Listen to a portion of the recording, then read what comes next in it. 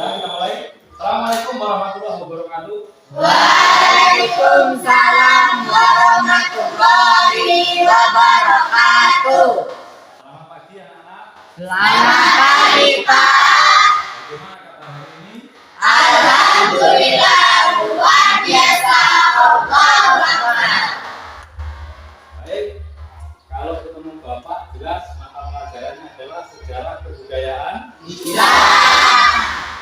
Sebelum kita mulai pelajaran, agar pelajaran hari ini menjadi semakin berkah, mari kita sama-sama berdoa yang akan dipimpin oleh Mbak Bulma. Monggo Mbak, dipimpin kawan-kawan yang berdoa.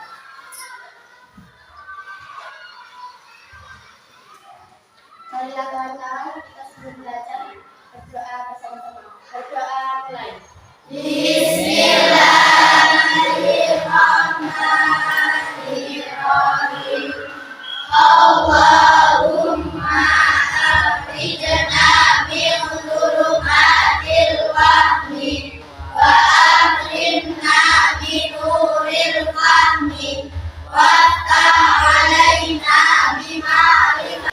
Untuk mengawali biar belajar kita semakin semangat, mungkin sebaiknya kita melakukan cukup semangat. Mbak Lutfi, silakan kawan-kawannya dipimpin untuk melakukan cukup semangat. Baik, mari teman-teman supaya kita semangat. Tepuk semangat.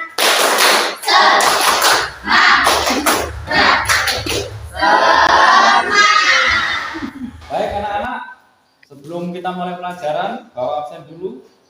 Ahmad Ainur Rasid hadir? Hadir.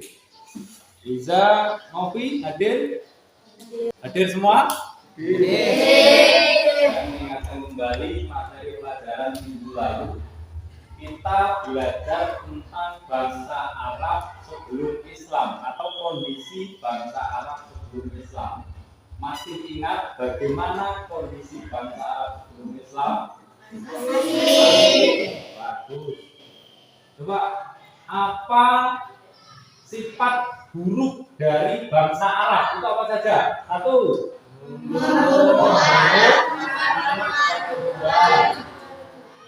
Yang kedua, suka minum minuman keras. Yang ketiga, suka belajar tentang misi dakwah Nabi di Mekah.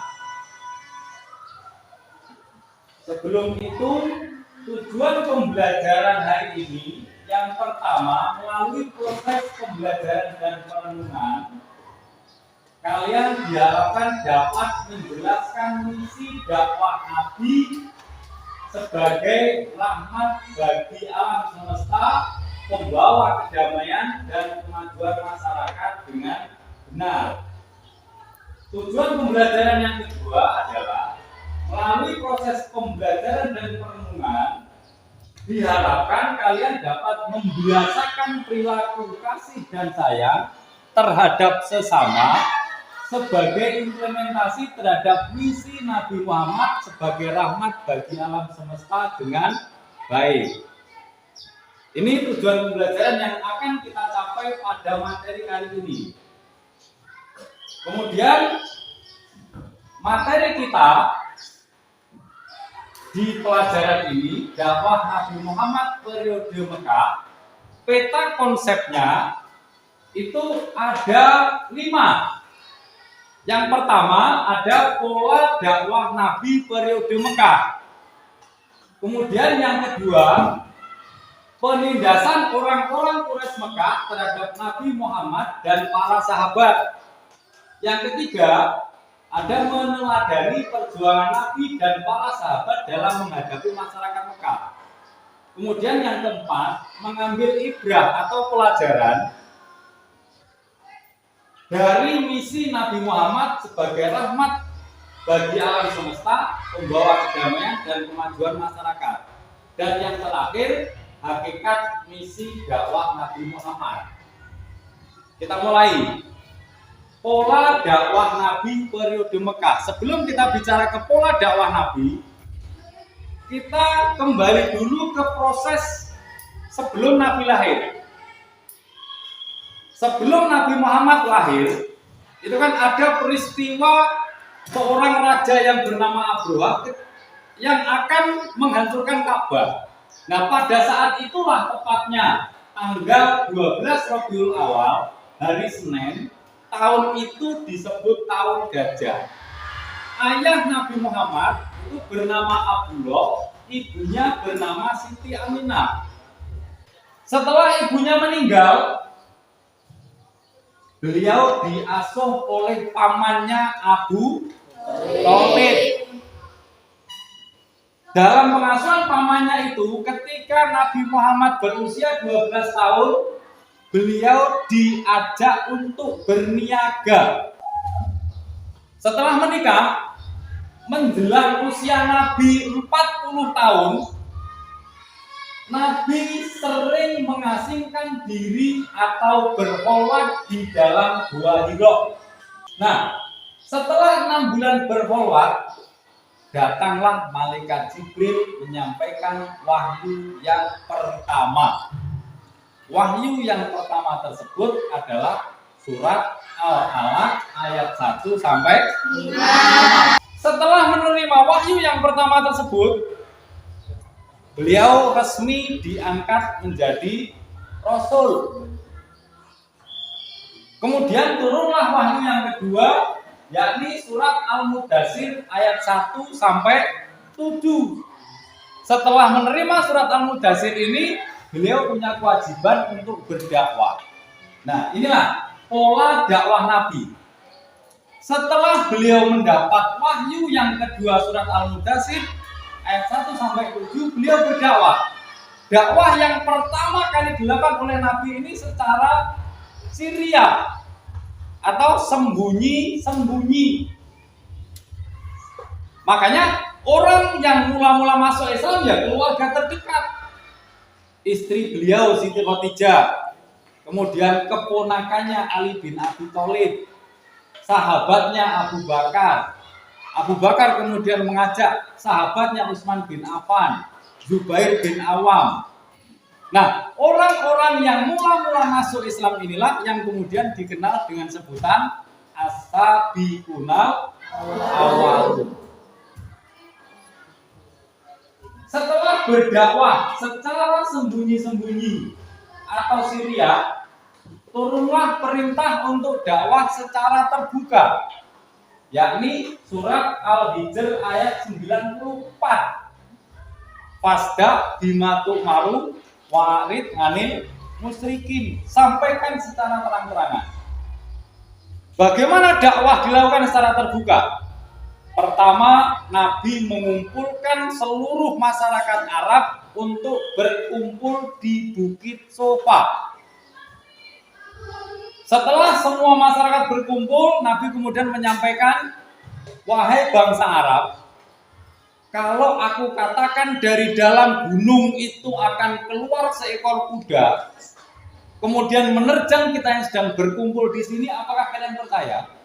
Mereka serempak menjawab percaya. Kenapa mereka percaya? Karena Nabi tidak pernah bohong. Tapi apa yang terjadi setelah Nabi menyampaikan dakwah? Beliau menyampaikan kepada masyarakat Mekah, wahai masyarakat Mekah, jangan engkau menyekutukan Allah. Ingatlah besok akan ada hari pembalasan. Nah, mereka marah-marah. Mereka marah-marah. Terutama paman-paman Nabi sendiri. Abu Jahal, Abu Lahab. Mereka menghardik Nabi, celaka kamu Muhammad. Ternyata hanya untuk ini engkau mengumpulkan kami semua. Tapi umpatan yang dilakukan oleh paman Nabi tersebut langsung dijawab oleh Allah melalui surat Al-Ahqaf. Tabat yada Abi Lahab, yang celaka itu Abu Lahab. Nih, dakwah. Jadi dakwah yang dilakukan oleh Nabi polanya yang pertama dakwah secara sembunyi-sembunyi atau Syria. Yang kedua, dakwah secara terang-terangan atau jahar. Apa yang dilakukan oleh bangsa Arab setelah Nabi berdakwah? Nabi dalam berdakwah itu tidak pernah menggunakan kekerasan. Nabi itu tidak pernah memaksa bangsa Arab untuk memeluk Islam. Gak pernah Nabi itu membawa orang, ayo nih gak masuk Islam, saya bunuh. Tidak pernah. Bahkan dalam berdakwah ketika beliau dilempari dengan kotoran, dilempari dengan batu, Nabi tidak pernah membalas. Itulah kenapa hal pertama yang digunakan Nabi dalam berdakwah itu akhlakul karimah. Setiap perbuatan buruk yang dilakukan oleh bangsa Quraisy dibalas Nabi dengan akhlakul karimah, dengan kebaikan. Gangguan, umpatan, celaan bangsa Arab Quraisy semakin menjadi-jadi, puncaknya umat Islam yang masih minoritas itu diasingkan atau diboikot. Bahkan pemboikotan itu terjadi sampai 3 tahun. Orang Quraisy baru menyadari bahwa mereka sudah keterlaluan itu setelah pengumuman yang ditempel di dinding Ka'bah itu dimakan raya, baru mereka menyadari. Akhirnya pemboikotan itu diselesaikan. Ini gangguan bangsa Quraisy terhadap Nabi dan para sahabatnya. Kemudian apa hakikat misi dakwah Nabi? Yang pertama, hanya dalam tempo 23 tahun Nabi berdakwah, beliau berhasil membawa rahmat atau kebaikan bagi dunia, bukan hanya bangsa Arab. Kemudian setelah Nabi dan para sahabat menguasai Mekah, mereka mengampuni kesalahan masyarakat Mekah yang akhirnya masuk Islam. Itulah kenapa Nabi tidak pernah membalas perbuatan mereka meskipun dengan setimpal, tapi dibalas dengan kebaikan. Kemudian Nabi Muhammad itu diutus kepada umat manusia, khususnya bangsa Arab waktu itu, dengan kekuatan wahyu Al-Quran sebagai petunjuk untuk kemajuan masyarakat. Pada umumnya untuk masyarakat seluruh dunia. Kemudian Nabi Muhammad berhasil mengubah penduduk Mekah, Madinah dan seluruh alam menuju perubahan positif dan berakhlakul karimah. Apa yang bisa kita pelajari atau kita ambil pelajaran? Yang pertama, akhlak mulia dan terpuji. Yang kedua, bersikap sabar dan tegas menolak kekufuran, kemusyrikan dan segala bentuk kemaksiatan. Yang keempat, mencintai ilmu pengetahuan. Sampai di sini, anak-anak, ada yang mau ditanyakan? Ada yang mau bertanya dari penjelasan Bapak tadi? Kalau nggak ada, coba Bapak yang bertanya. Orang-orang yang mula-mula masuk Islam tadi, sesuai penjelasan Bapak tadi, orang-orang yang mula-mula masuk Islam itu disebut dengan sebutan apa? As-sabiqunal awwalun. Kemudian pola dakwah Nabi tadi ada 2. Yang pertama, dakwah secara sembunyi-sembunyi. Yang kedua, secara terang-terangan. Baik, untuk selanjutnya Bapak akan membagikan LKPD. Saya kasih waktu 15 menit untuk mengerjakannya. Kemudian nanti ada beberapa dari kalian yang akan saya suruh maju untuk menjawab pertanyaan tersebut.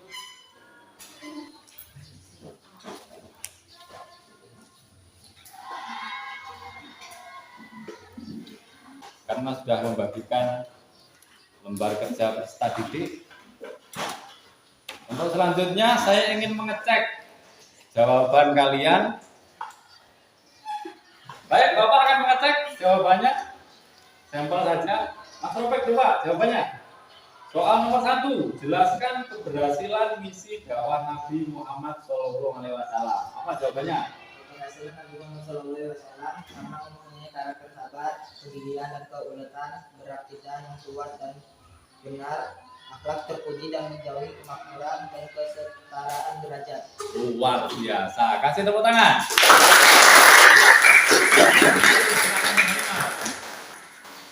Untuk yang perempuan, coba Mbak Zulfa maju ke depan untuk menjawab jawaban soal nomor 2. Coba, ini tadi punya Mbak Zulfa. Soal nomor 2, sebutkan 2 strategi Nabi dalam berdakwah. Berdakwah secara sembunyi-sembunyi dan berdakwah secara terang-terangan. Luar biasa. Kita akan tepuk. Baik anak-anak, sebelum pelajaran kita akhiri hari ini, sekali lagi mari kita simpulkan. Yang pertama, pola dakwah Nabi itu dilakukan dengan 2 cara. Yang pertama, secara sembunyi-sembunyi. Yang kedua,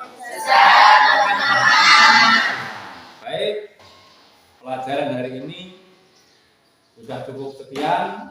Mari kita akhiri bersama-sama dengan bacaan hamdalah. Alhamdulillah.